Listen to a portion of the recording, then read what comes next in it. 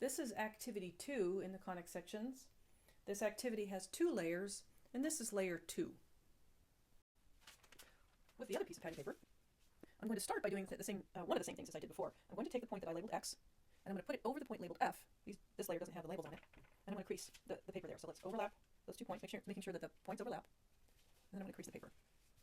In the next step, I'm going to imagine that I have points like the point X all the way around my circle. In fact, as with the previous activity, if you want to, you can make tick marks around your circle, or you can even draw little points around your circle. I'm going to suggest you either use tick marks or don't put anything else down at all, because I want you to be able to see this point X. There's a reason for needing to be able to delineate that point there from all the other points that might be around the circle. So I've already made my first fold, and that's just a repeat of what I did in the previous step. But now I can either see, or at least I can imagine, that there's another point on this circle near the first one, near the point X. So this point is on the circle. I'm going to move that point so that it lines up with the point F underneath, and then I'm going to crease there as well. So it's a little slide over on the paper from where I was before. Then if I move over to the next point, or the next imaginary point, I can make another crease. And I'm just going to keep doing this all the way around the circle. If you did not make tick marks, I'm having trouble with this piece for some reason today. If you did not make tick marks, then you'll be using an imaginary point. In fact, I'll go around a little bit so you can see what I mean. The circle should always lie on top of the dot before you crease. So here's my last crease. I'll do just a few more. You can see my tick mark, which is on the circle, is lining up with the dot underneath before I crease. The next point on the circle is lining up with the dot underneath. And then as I move around, if I didn't make tick marks, I can still do this step. I just have to make sure that as I slide my paper around, the circle is always over the point F. No tick marks at this point. And I'm just going to keep doing this until I've gone all the way around the circle. Think about this as you proceed here. How will you know when you've gone all the way around the circle? If the answer to that question seems obvious to you, that's great. But I have a lot of students sort of get about halfway and stop. And that's because the folding gets more difficult. But you're only at about the halfway point at that stage. So think for a second about how you know. My fold is a little off there. How you know when you're done. How are you going to know when you've made it all the way around the circle?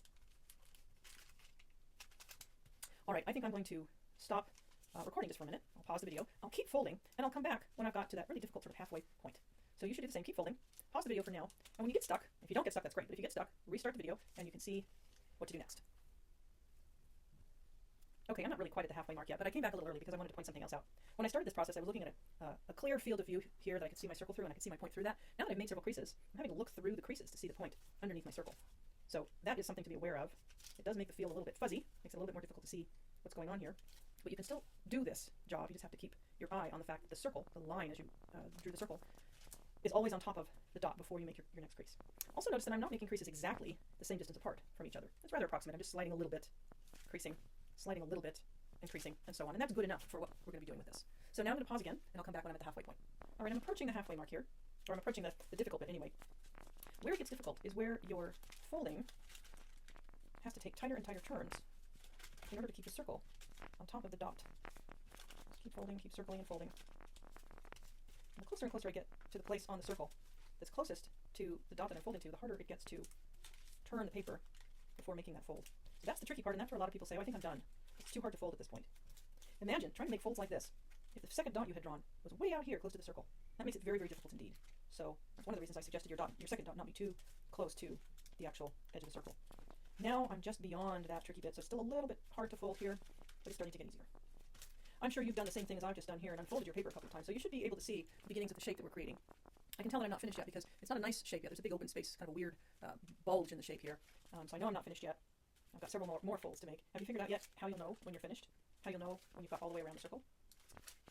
I don't think I need to pause at this point. I think I'm just going to keep going. I've done this activity so many times now, I can do it fairly quickly. If you aren't working this quickly, that's okay. I made a number of really atrocious versions of all of these projects the first several times I did them. It takes a lot of practice, just like anything else. It takes practice to do something really well. I don't know that I would qualify this particular iteration as having been done really well, but the fact that I've done it so many times means that my hands know what to expect, how the paper is going to behave, and so on.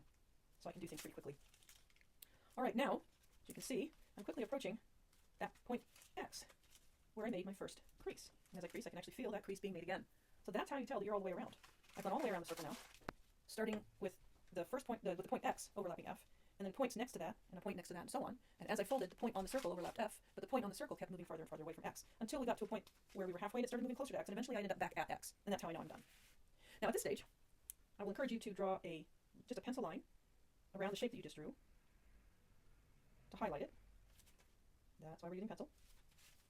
And that way you can see a little more clearly the shape that you're working with. We'll come back in a few minutes and we'll darken in some of the features on this layer as well as on the other layer. But for right now, that's enough. That's our layer 2. I think I'll go ahead and label it with a little number 2 up in the top right-hand corner. That way when we're talking about these later, I can pick up layer 1 and look at layer 2, and you'll know which layer I'm talking about. All right, that's it for this part of this activity.